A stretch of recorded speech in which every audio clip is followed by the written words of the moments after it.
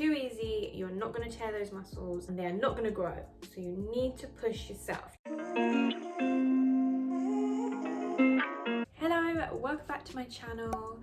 Today I am going to bring you a how I grew my glute video, a little bit of a transformation video. I know I've already done like a fitness journey video, but it was kind of over the last like 8-ish years. So this is just knuckling down on how I grew the glutes specifically. All those regular questions I get on my Instagram, like what kind of foods to eat, how many days do I train glutes or legs, things like that I'm going to be covering. So I'm going to try and make sure it's not too lengthy. And I have written out a few things just so I don't forget anything and don't ramble on. Okay, so my overall how I grew my glute journey probably started, and I started to notice some difference probably about, so I'm 24 now, I'm nearly 25. So I'm going to say about 4 or 5 years ago, when I was about 20, let's say. I think when I was 18, just before I started university, I was quite on the small side. I wouldn't say completely flat, but I was very tiny. Over the years, I did start the gym around the age of like 20, but not really seriously. And then I think at like 2021, I started kind of very consistently. First thing I want to talk about is food and diet specifically, which does play a huge part in building the glutes, and it played a huge part in me building the glutes. So I started with exercise first. I never really focused on my diet. It wasn't really that bad, so that was like the last thing I did, and it was like the cherry on top of the cake. It made all the difference. Started to eat more calories. I started to kind of understand and know about food a little bit better. So I did try and increase my calories. I went in a bulk. This wasn't until like a little bit later on in my journey. It was last year, like 2019 January, I went in a bulk. I talked a bit about this in my other video. And that helped incredibly. You know, I gained fat a little bit on my back, a little bit on my belly. I've never had like stomach rolls before, and I had stomach rolls, but I also had much bigger glutes and legs as well, but mainly glutes. I think genetically for me, when I gain, it does go to my glutes, which is, you know, great because not everyone is like that. It does go a bit on my back as well, a tiny bit on my stomach. So yeah, I strongly advise you to increase your calories. You don't have to go on a bulk if you don't want to. If you are a few months or years into your fitness journey, you can kind of research and go into your bulk. It's not as scary as it sounds. You literally just increase your calories and your kind of training, but you can just increase your calories really. So you do need to track, because otherwise you have no idea, you know, how much you're eating. A lot of people think they're eating a lot when actually they're eating like 2 or 3 big meals, but they're still under their like surplus calorie. So definitely buy a electric kitchen scale if you can. Like some of these on Amazon literally come for about £5, anywhere from 5 to 10. I will link a really good one to my Amazon store down below. A lot of people don't realize like how it works, but literally, like, to simplify it, if I just measured about, so at the minute I'm eating about 70 grams of oats, put like, you know, your bowl on the weighing scale, put it to 0 and put in like 70 grams of oats in there, and then just plug it into your MyFitnessPal app and just put 50 grams of oats, and it will obviously calculate the calories for you. And that's what you do. You just do that with all your meals and your snacks, and it is a little bit tedious, but you know, if you are on a bulk, it's only temporary. I don't do it every day because I kind of know how many meals and what calories are in what foods. But you know, you can do it for like a week or a few days just to get the gist of about how many calories a day you eat, and you'll know how many meals that is and so on. So moving on to the types of food that we need to eat. But great foods to include are like avocados, foods that are like very calorie dense. So, you know, avocados, throw in half an avo and you've got a lot of calories in there, and healthy fats. Nuts and seeds, raw or in the form of like nut butter or almond butter or peanut butter is great. Olive oil is really good, so I do a lot of cooking with olive oil now, or on my like vegetables and stuff I will do a little drizzle. That just adds in, you know, like a tablespoon of olive oil is like, I think about 100 calories. Yeah, so those foods are really good. Eggs are really good as well. They are a great protein source and healthy fats as well. Don't be afraid of the carbs and the bread. I find when I do carb up before my heavy workout, it helps a lot. So, and I'm always hungry, so you'll find out like the more you go to the gym and lift heavier, the more you'll want to eat. Just naturally you'll be able to eat more. So yeah, moving on to how you can eat more. If you do have a quick metabolism and you're not used to like eating a lot of calories, I would strongly advise to increase in increments very slowly. So maybe like 100 calories one week, just increase. The next week increase like 200, the next week 300, until you get to like your surplus kind of base. And that will also help with like reducing your like fat intake. So, you know, instead of just bulking up really quick and gaining a lot of muscle and fat, this will just kind of prep your body a little bit more, especially if you're not used to like eating loads of calories. How many meals a day does depend on you, your lifestyle, whether you go to school or university, or you know, you have a job, you might not be able to eat when you're working or in an office. I personally do love the approach of little but often. I know it doesn't work for everyone, but you know, it helps me with cravings, staying full if I'm eating often.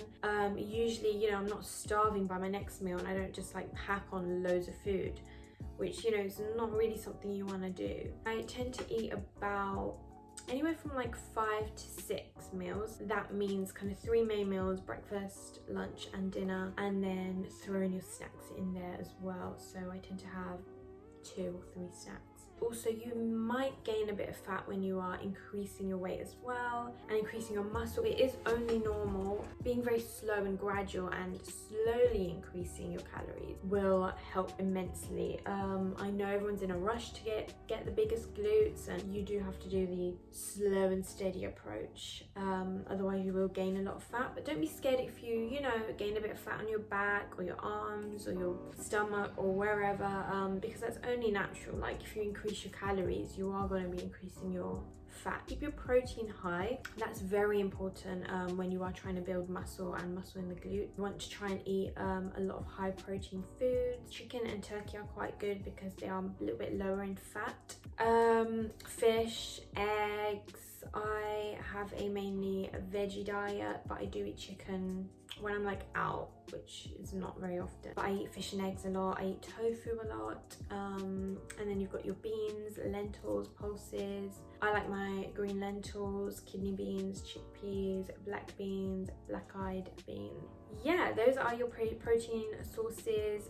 Protein shakes, of course, are really good as well. Don't be afraid to have those. You know, I usually put it in my oats, so I'll have it in my oats or as a protein shake. You've also got like things like cottage cheese and yogurt. I eat a lot. I do love like vegan coconut yogurts, but their protein sources are a little bit poor, so I do buy like tubs of Greek yogurt, and I sometimes put a little bit of protein powder in it, throw in some fruits, throw in some seeds, and that is a really good snack. Okay, so we are now gonna go into the fitness side of stuff.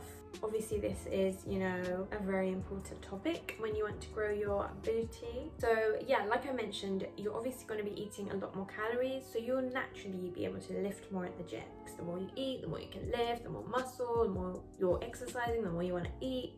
But you know, it takes time. It's not going to be like a week and, you know, you're suddenly like eating loads and exercising and always hungry.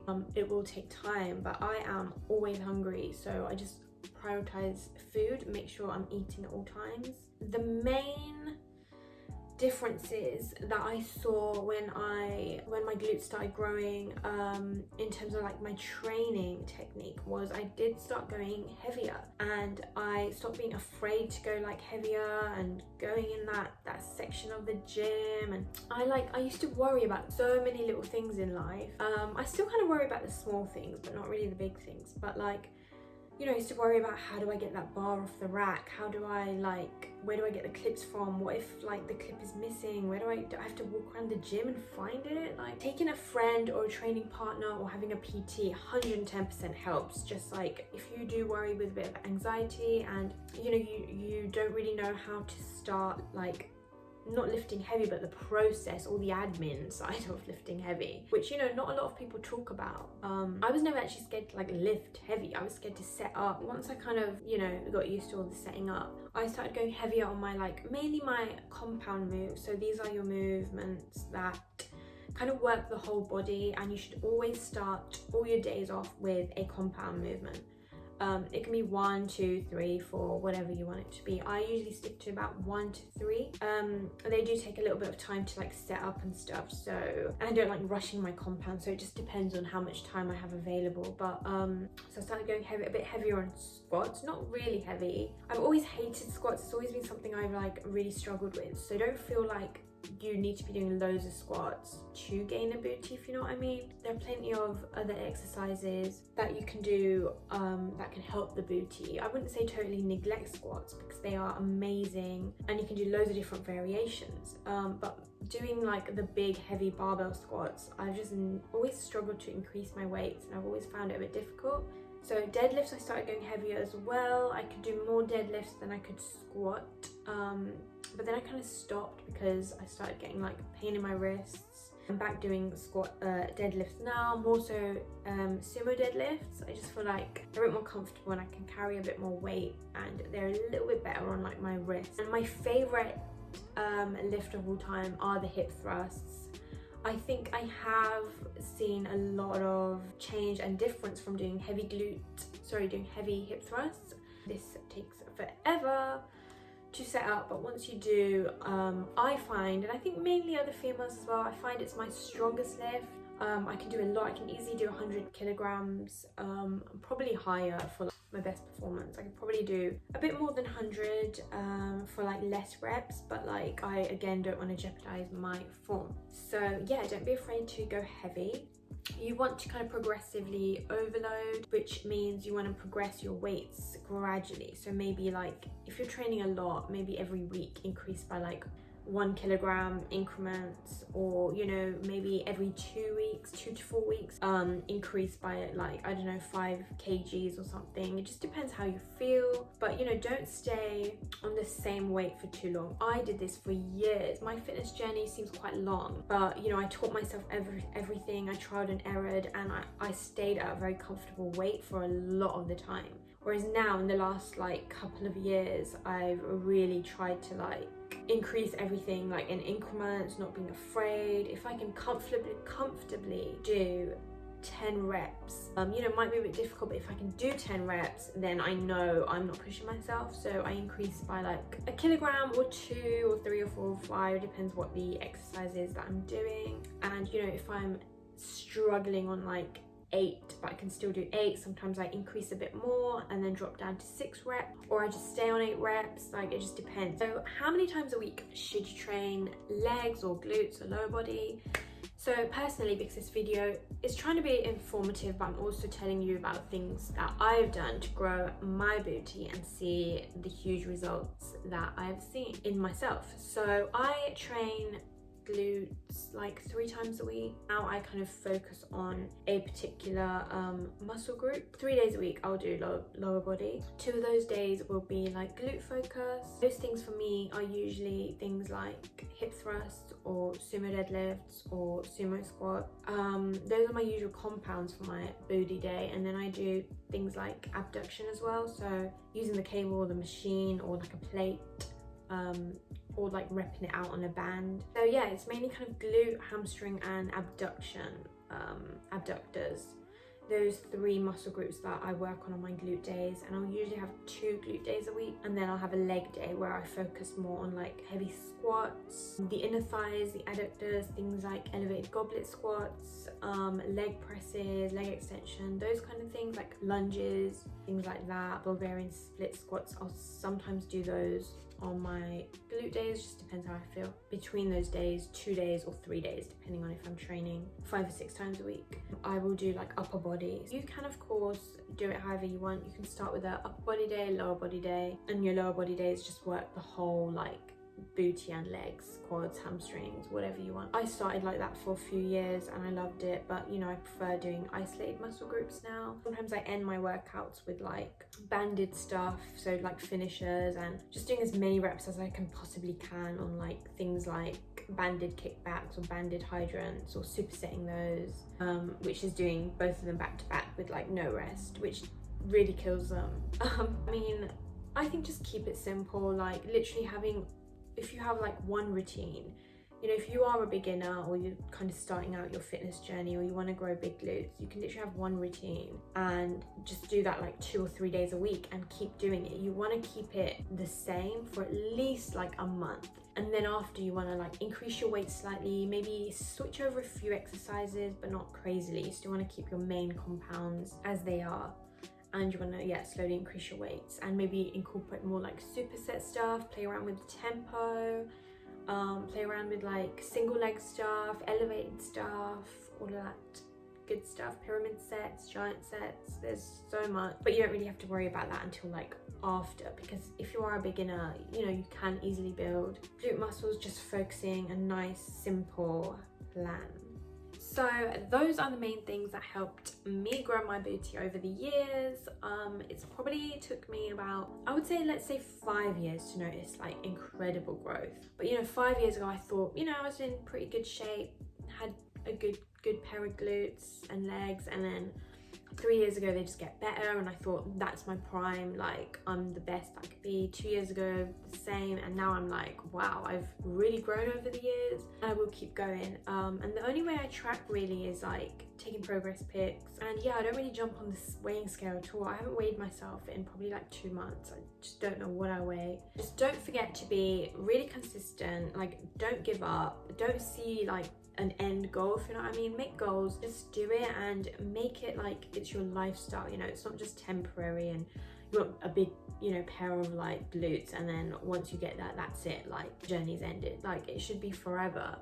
It will be my like journey for, you know, as long as I live. So it's not just about building a really nice body and pair of glutes, but I just like being healthy. I like eating healthy. Make sure you push yourself at the gym as well. I know some days you can't be bothered to go, or if it's too easy, you're not going to tear those muscles and they are not going to grow. So you need to push yourself. Take a partner or hire a PT if you need someone to shout at you, because I find that I do need someone to like really push me sometimes. Don't forget to track, like I said, track your calories, track your macros. You know, it is a must. If you don't have the greatest relationship with tracking calories, then maybe it's not for you.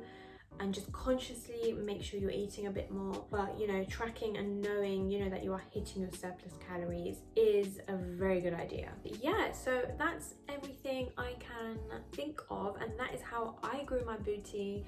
If you have any other questions, leave them below, or go visit me on my Instagram page, and you know, feel free to DM me. I do tend to answer a lot of my DMs. I do get a lot, but they are mainly from girls. I don't engage in that much conversation with men on my Instagram for obvious reasons. But you know, if you are a girl and you have a genuine question, then feel free to pop me a direct message on my Instagram. I mainly always answer, maybe not straight away, but I will answer. Thank you so much for watching. Don't forget to subscribe and like and comment and share. And again, on my Instagram as well, please don't forget to follow me on there. And thank you so much for watching.